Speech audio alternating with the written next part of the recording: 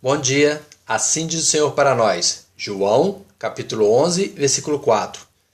E Jesus, ouvindo isto, disse: Esta enfermidade não é para a morte, mas para o propósito da glória de Deus, para que o Filho de Deus seja glorificado por ela. João, capítulo 11, versículo 4. Porque dele, ou seja, do Senhor Deus, e por ele, ou seja, por Deus, e para ele, ou seja, para Deus, são todas as coisas. Glória, pois a ele eternamente. Amém. Como está escrito em Romanos, capítulo 11, versículo 36. Tudo que existe nos mundos espiritual e material e seus habitantes foram criados por Deus para servirem a um propósito: glorificar a Deus. Ezequiel capítulo 18, versículo 4. Eis que todas as almas são minhas. Como a alma do Pai, assim também a alma do Filho é minha. A alma que pecar, essa morrerá. Colossenses capítulo 1, versículo 16. Porque nele, ou seja, em Deus, foram criadas todas as coisas que existem nos céus e na terra, visíveis e invisíveis, sejam tronos, sejam dominações, sejam principados, sejam potestades. Tudo foi criado por ele, por Deus, e para ele, para Deus. Mas se Deus criou todas as coisas e todos os seres, ele também criou o mal? Ele também criou o diabo? Sim. O Deus Criador criou tudo que existe.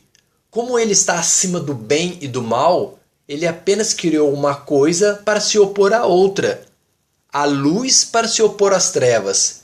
O bem, a paz para se opor ao mal. Isaías capítulo 45, versículo 7. Eu, Deus, formo a luz e crio as trevas. Eu faço a paz e crio o mal. Eu, o Senhor, faço todas essas coisas. Mas se o bem e o mal para Deus são criações para atenderem a uma finalidade, a um propósito, qual é a finalidade da existência do bem e do mal? A finalidade, o propósito daqueles que servem o bem a Deus é serem salvos para tomar conhecimento do seu poder. Salmo 106, versículo 8. Não obstante, ele, Deus, os salvou, ou seja, os justos, por amor do seu nome, para fazerem conhecido o seu poder. E a finalidade, o propósito daqueles, ou seja, dos ímpios que servem o mal, o diabo, é serem condenados por Deus para também tomar conhecimento do seu poder. Provérbios capítulo 16, versículo 4. O Senhor fez todas as coisas para atender os seus próprios desígnios, aos seus próprios propósitos, até o ímpio para o dia do mal.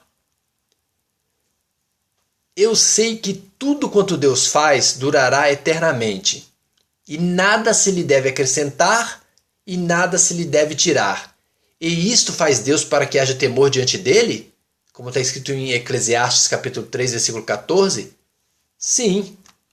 Como Deus é eterno, o que ele criou durará eternamente. Assim também existirá eternamente o bem e o mal.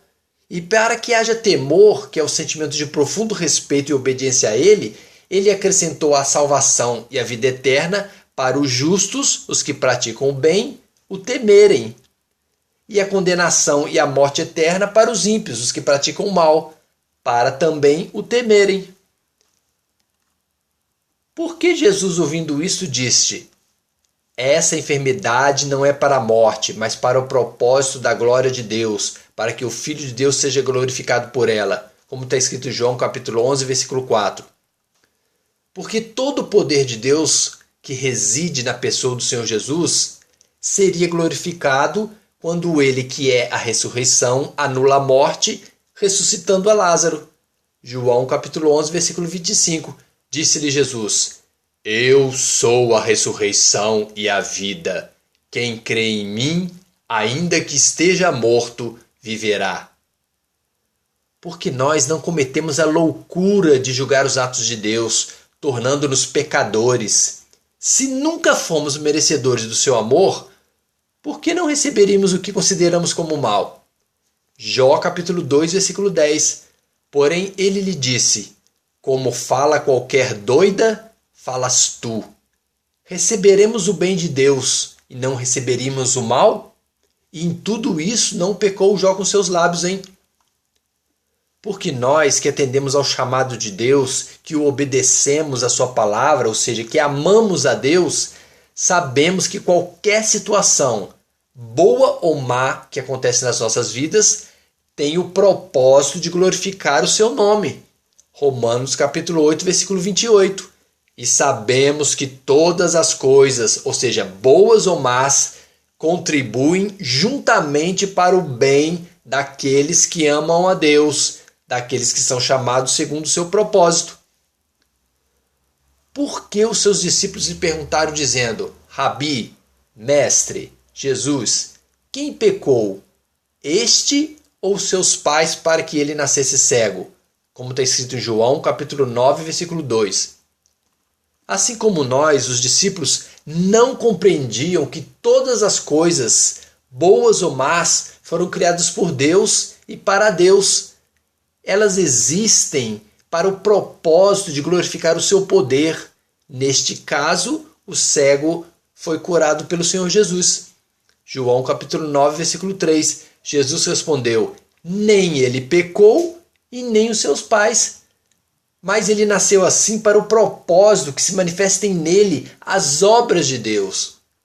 Jesus te ama, assim como ele recebeu o mandamento de Deus Pai para dar a sua vida, para servir ao propósito de nos conceder a salvação e vida eterna, provando ser merecedor do amor de Deus.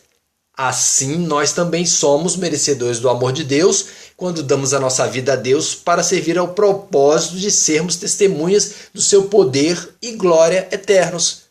João capítulo 10, versículo 17 e 18.